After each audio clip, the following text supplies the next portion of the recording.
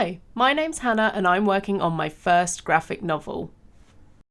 Over the last month, I have been making videos showing some of the key elements for this graphic novel. I'm looking at characters, prop design, world building, and of course feed dripping little bits of the story as these videos go on.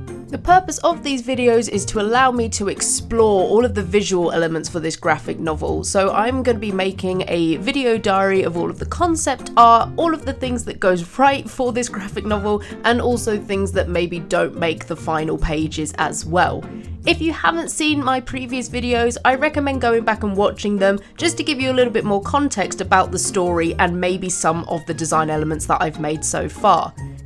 If you are new here, all you need to know for now is that the story follows a pawn called Dawn and her epic quest across the Isle of Bordonia to return an ancient relic to its rightful owner.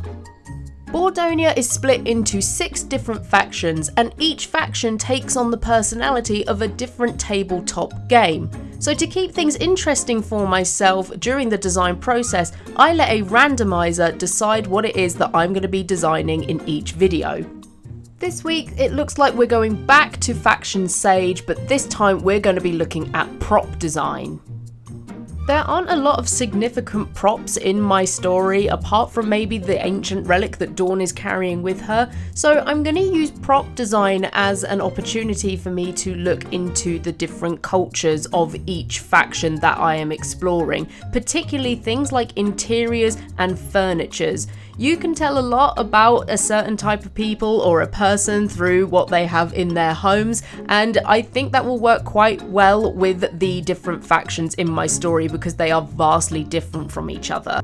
Sage's faction is heavily inspired by Gothic architecture. A lot of the themes around Sage's faction is that of like cathedrals and graveyards, mausoleums. There's a very heavy sense of loss and mourning in this respective chapter, so I want a lot of the people and the furniture and the environment itself to reflect that.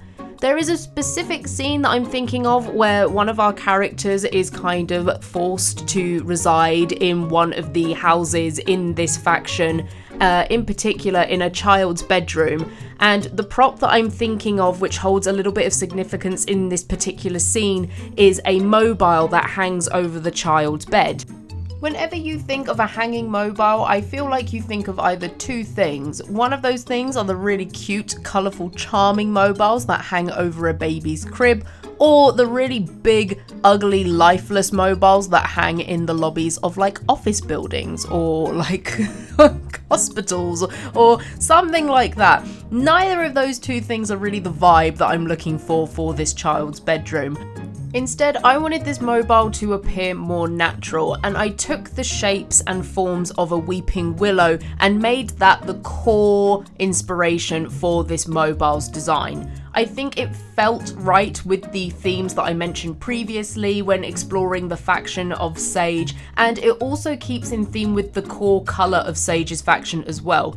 If you're new here and you haven't seen my previous videos, each faction in Bordonia has a core colour, not only to make each one recognisable, but the colour also represents some of the big themes as we go through each chapter as well. So having a weeping willow with the green, I felt tied in quite nicely. To start off with, I looked at different shapes for the mobile. I had a look at different types of chandeliers on the internet. I tried looking at different kind of branches and the way that they could shape and hang different kinds of gems from them or crystals. Trying out different things, seeing what worked, what didn't work, but overall I went with the kind of loose design over on the left hand side that looked more natural with its branch design. I felt like it allowed more space for the crystals to hang down. It wasn't too cluttered. As the crystals were going up as well, I wasn't losing too much of the shapes like I was with, say, the spiral branch design. So that was the one I went with, and then I started transforming that branch design and pushing it a little bit further. Starting off with the bed and sketching out a rough design helped me ground the designs for the mobile. It allowed me to play with sizing and shapes and pushing the silhouette a little bit more. So the first one that I designed was a little bit too rigid. It was very straight, very boring. It was kind of playing on those mobiles that I mentioned earlier that you see everywhere. This is meant to be more fantastical, so I started leaning more into the weeping side of things. Like I had more of the right hand side of the middle one drooping a bit more, kind of shrouding the bed a little bit, creating like a bit of privacy for those really tender moments for this character. And then I also tried incorporating the actual tree design into the bed itself. I feel like your bed is one of the places that you can become most vulnerable, and tying into that kind of weeping, sorrow, loss and mourning themes, I thought maybe having the two combined together would like really emphasize that theme a little bit more. However, the final design that I chose was actually the middle design. Although the tree bed was pretty cool, I had to think about what I wanted the rest of the house to look like, and there are no other tree or natural elements of the house that I can think of in the design, so it was just a little bit too out of place. The talking point in this scene is meant to be the mobile, so maybe having it separated from the bed and where one of the characters is going to be seated, I think just makes it stand out a little bit more during the conversation and doesn't imply anything else and doesn't kind of interfere with any of the other design choices for this faction. So I jumped straight in with the clean line work with my black pen. I didn't do any colour experiments on this one because I feel like the room itself, the environment that the props go into, should be the thing that defines the colours. So I kind of just gave a sense of what this mobile should look like. The room itself is what is going to be the personality, the thing that should define all of the colours. So as long as I kept with Sage's core green colours and made sure that the crystals kind of stood out that little bit more compared to the bed and the branch that they're hanging from, I was pretty happy with the colours.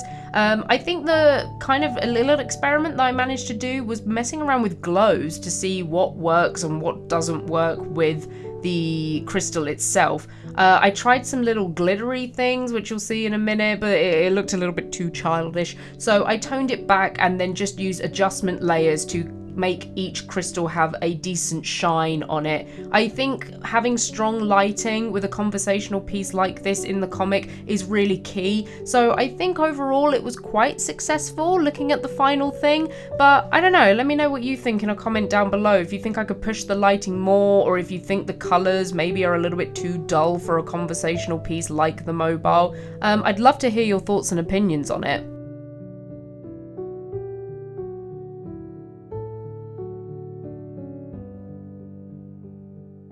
Feel free to leave those thoughts and opinions in the comment section down below. Liking and subscribing to the channel is also massive motivation for me to keep on documenting this process. I'm having such a blast so far, and honestly, any interaction with the channel is greatly appreciated. September is bringing something a little bit new to the channel. I'm going to take a step back from the graphic novel for a bit, just because my schedule gets quite busy and hectic in September, and I want to grow the confidence to start implementing more art challenges onto the channel as it grows and develops as well. So stick around if you're interested to see what that will be. For now though, I'm so happy to tick off another piece of concept art from my list. I hope you enjoyed this video. Go and check out my other ones if you haven't done so already, and I look forward to seeing you guys in the next one.